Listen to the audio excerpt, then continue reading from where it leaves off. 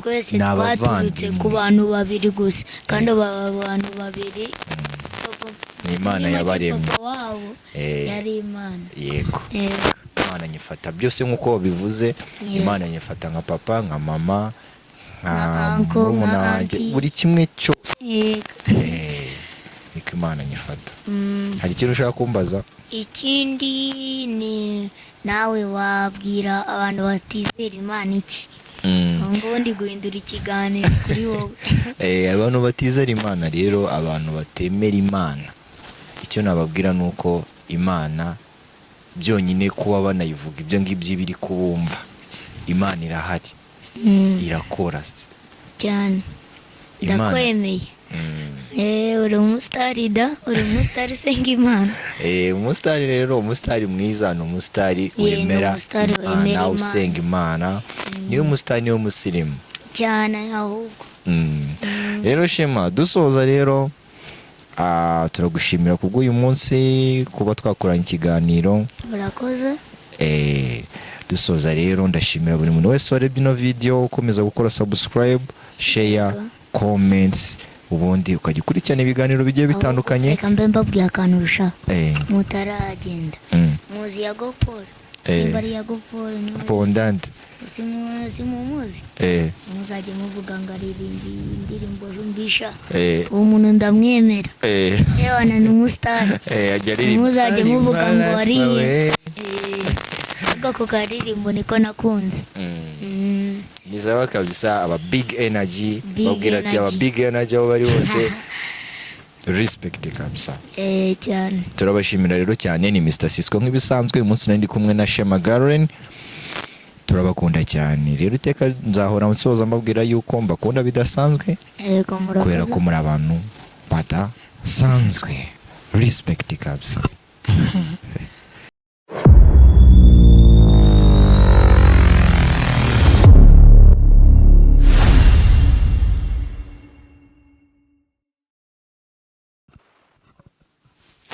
Hero, ladies and gentlemen, ndi Mr. Sisco rero nk'ibisanzwe, cyangwa udashima umutoya.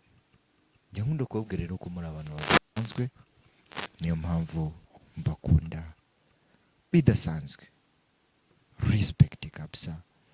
Respect aho muri hose. Respect abari mu Rwanda. Respect abari muri Kenya. Respect abari muri Amerika. Respect abari muri Faransa. Respect abari mu Burundi, Kampala. Bose ndabasuhuje cyane, yaba sisters and brothers, yaba abana batoya. Iteka nzahora mbabwira yuko mbakunda bidasanzwe, kubera ko muri abantu badasanzwe. Uyu munsi rero turi kumwe na wa mustari wacu wongeye ku again, Shema Gallein. Umustari wacu urakaza neza rero kuri The Future Voice on TV. Yego, murakoze kuba ngarutse kuri The Future Voice Online TV. Yego, kandi now make sure to like, subscribe, and also don't forget to comment and share this video. And also ubonye nimba igufashije n'ikintu, waba uri ku nyine bisharinga n'abashuti bawe baba bafite nk'ibibazo. Yego. Ase buriya Shema arasenga. Yego cyane. Ukunda Imana? Umva cyane, n'undi se kari Imana ni byose. Yego cyane. Imana usenga muri hedini cyangwa idini ntabwo ari ngombwa? Ewana, idini ntabwo ari ngombwa. Cyane uko mbivuze. Okay. Ntabwo nyine hari Allah, hari abasilamu basenga Allah, abayisilamu basenga Allah, hari abakatolika. Ahubwo sinzi n'ikintu abakatolika bajya basenga da. Sinzi. Byose ni Imana. Okay, njyewe nsenga Imana yaremye isi, Imana ikandema. Rero iyo Mana niyo nsenga. Ntabwo biri ngombwa ko njya mu idini ngo nerekane ko njyewe ndi gusenga ino Mana. Oya, mu mikorere yabyo. Yego, nibyo ngibyo byerekana ko Imana ndi gukorera ari Imana ya nyayo. Amen. Haleluya. Ngo wasahindutse umupasiteri da, simero kuri umunyamakuru. Byose umuntu arabikora. noneho hari abantu badakunda imana, ayiwe hari abantu bahakana imana, hari abantu shamuzi imana ntibaho, Umbabaza imana umutima. ikora nta nubwo Umbabaza tunayikunda, umutima. si tunayishaka, abantu babagiriye numbabaza inama. umutima ndakwinginze Mm, numbabaza umutima eh, kuko imana ni ibintu byose. mm, n'ubu ntabwo twakuba turi hano atari ukubera imana. mm, kandi nawe nimba uhakana imana tekereza ubu ngubu uracyariho kandi impamvu ni ukubera imana. mm. yego Imana ni iki kuri wowe? Se umuntu eh? Imana ifata uruhande rwawe. ngewe imana ukuntu imufata Mm, ifata uko bibiliya imbwira kuyifata. gute? Ngewe sinzi ukuntu nabisobanura. Mm, yego ariko njya nsoma bibiliya nkavuga ati kumbe imana yakoze ibi n'ibi nzajya nyifata gutya na gutya. mm, rero ngewe ukuntu ngewe imana nyifata, mm, ugomba kuba ufite ubugingo mu imana, mm, atari mu bibazo gusa, atari mu bishimwa gusa. mm. ugomba kuba ufite icyubahiro Ugaha Imana icyubahiro, cyane. ukayikunda, ukayubahisha. umva ahubwo hari n'igihe ushatse wabwira abandi bantu ibintu imana yagukoreye kugira ngo nabo batangire kuyizera. Mm. yego Imana se wowe ni nk'iki yagukoreye ku myaka yawe 12? Uvuga ati Imana irakoze. umva ahubwo imana ibintu ijya idukorera ni byinshi mpaka na nubwo twabimenya. Mm. yego Wowe ariko ngewe ku byo nzi, mhm, imana ikintu yankoreye icya mbere of course ni kuba ndikiriho. icya kabiri ni ukumereza ababyeyi nkunda kandi nabo barankunda. yego, icya gatatu ni ukumereza ubwenge. yego. yego Iguha ubwenge, iguha ababyeyi beza, iranakurinda. cyane umva ni byinshi kandi ni byinshi nabyo ntabyo nzi. Rero muri make impamvu uyu munsi dutangiye tuvuga ku bintu by'Imana, tugaruka ku Mana, ahubwo se ni abantu- kubera iki? hari abantu nshaka message uyu munsi, umuntu bita Shema Gallein, mesaje ya whatsapp Messages. cyangwa ubaho ubutumwa nyine, like ubabwira uti ibi ngibi si sawa nyine ku bantu batemera Imana, ku mupadiri. cyangwa umupasiteri. Hari abantu nyine babahakana Imana, sibyo? Ugasanga bavuga yuko Imana itagikora, idakora ibitangaza, Imana itabaho. Muri make niyo mpamvu nari nzanye iyo topic kugira ngo nkawe ku myaka yawe, nk'umuntu uzareba ino video akavuga ati umwana bita Shema Gallein ufite imyaka 12, inama kambe nkubashije Mhm. ureba uretse gatoya ngubu umuntu mukuru yakora iki ku mwana? iya Mm, njya nkunda kuvuga amagambo ahindura, sibyo? Buriya nta muntu mukuru utakugira inama, nta n'umwana muto utakugira inama. Rero buri muntu wese uko yaba angana kose, uko yaba asa kose, yakugira inama ikagira aho ikuvana n'ayikugeza. Rero niyo mpamvu nkubwira yuko nawe uri umuntu usobanutse, kandi ku myaka yawe hari ikintu ushobora kutwigisha.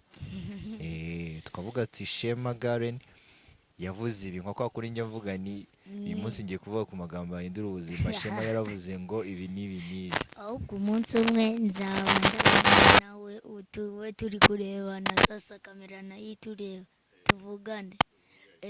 Kuvuga amagambo ahindura ubuzima cyane cyane. Rero ubwo muri make nashaka kuvuga, utubwire nyine muri make nk'ikintu wabwira abantu nyine badukurikiye, abantu nyine batubaha Imana, abantu mbese muri make batemera Imana. Iyihe messages, advice? kera rero tuvuga ati ngo urugero kereka nimba byabayeho natabizi, tuvuga ati ngo uri mu cyaha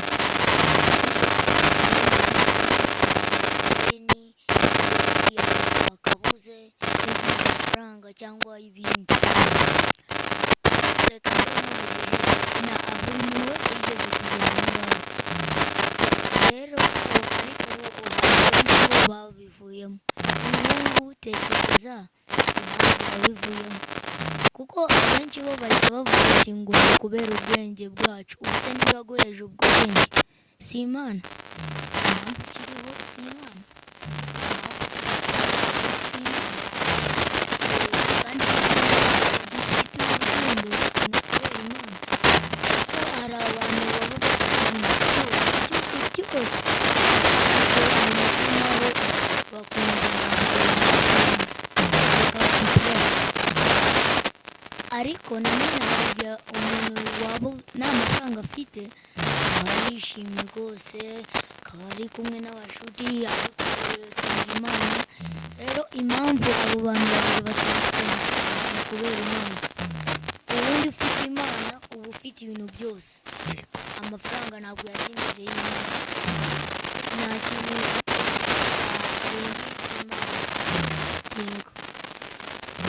dukurikiye ko bakuyemo isomo Shema Gallein amagambo ahindura ubuzima uyu munsi akubwiye icyo wakora cyose Imana ihora ariyo the first. Yes. Ariko se nikambe mwajije nanjye kabazo nawe utekereza iki ku Mana ni gute uyifata? Imana ndayumva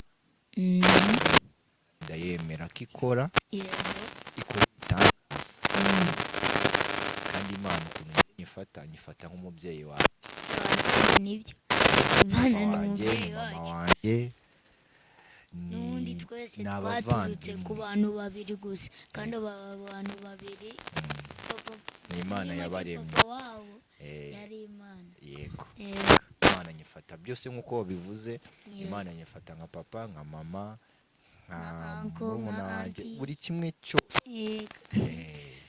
niko Imana nyifata. Hari ikintu ushaka kumbaza? Ikindi ni nawe wabwira abantu batizera Imana iki? Ngo ndi guhindura ikiganiro kuri wowe.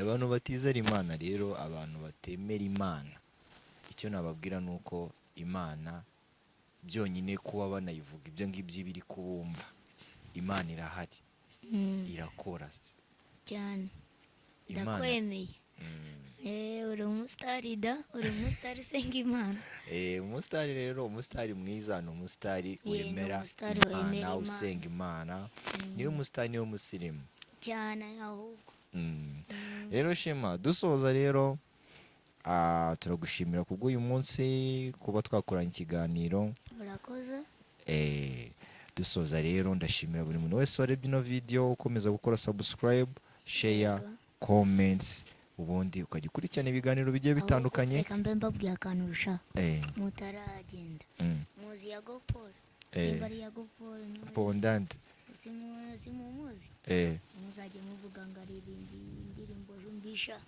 uwo muntu ndamwemera yewana ni umusitari muzajye muvuga ngo ari ako karirimbo niko nakunze.